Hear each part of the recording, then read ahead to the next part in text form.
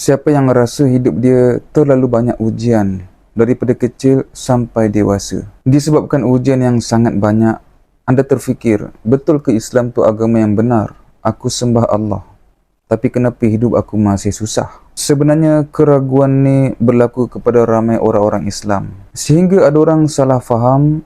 Dia rasa bila Allah uji dia, itu tanda Allah benci. Allah bagi tahu, dan di antara manusia ada yang berkata, kami beriman kepada Allah, tetapi apabila dia disakiti kerana agama Allah, dia menganggap ujian manusia itu seperti azab Allah.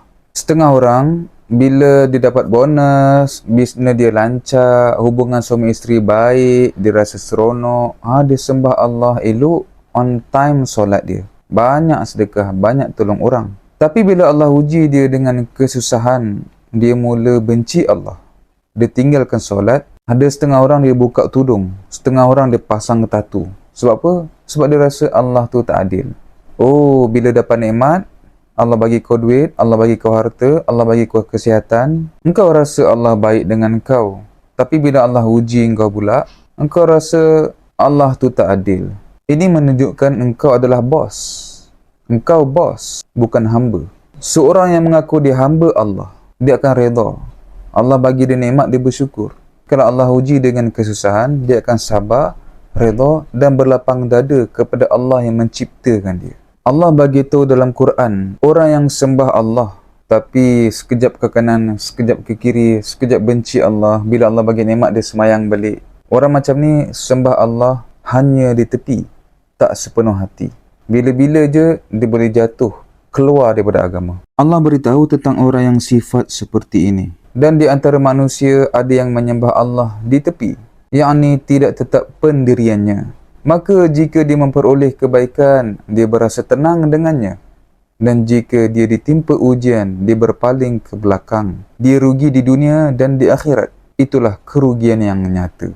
Kalau anda selalu dalam keraguan, rasa iman tu goyang, anda kena banyakkan baca Al-Quran, faham Al-Quran, belajar agama secara berterusan dan duduklah dengan orang-orang yang soleh. Dulu sebenarnya saya pun pernah diuji macam ni. Mungkin semua orang pernah kena kot. Timbul persoalan, apa bukti Islam tu agama yang benar? Dan saya terjumpa satu video daripada Dr. Zakir Naik. Dia bagi satu talk dalam satu conference. Tajuknya adalah, apakah bukti Al-Quran itu kalam Allah? Salah satu yang dia bagi contoh. Dalam Al-Quran ada cerita satu perkara yang pada waktu tu orang zaman tu tak faham. Setelah 1000 tahun ke atas, maka orang zaman sekarang mula faham. Dalam Quran Allah bagi tahu, gunung ganang bergerak seperti bergeraknya awan. Pada zaman sekarang, para pengkaji menemui bahawasanya gunung ganang ni dia bergerak, tapi dalam keadaan terlalu perlahan.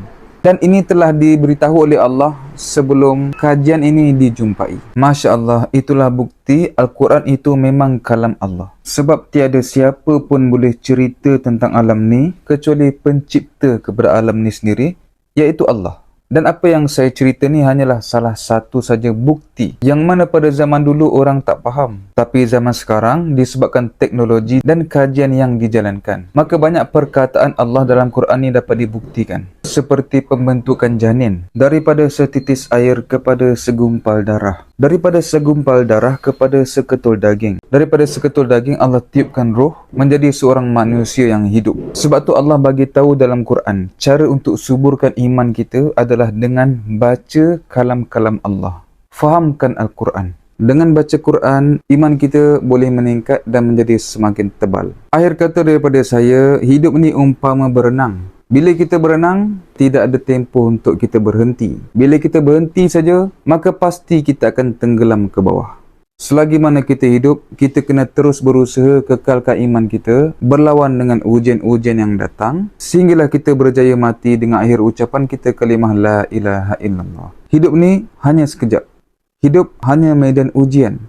Lebih ramai yang gagal daripada yang berjaya. Maka beruntunglah orang yang mati dengan iman.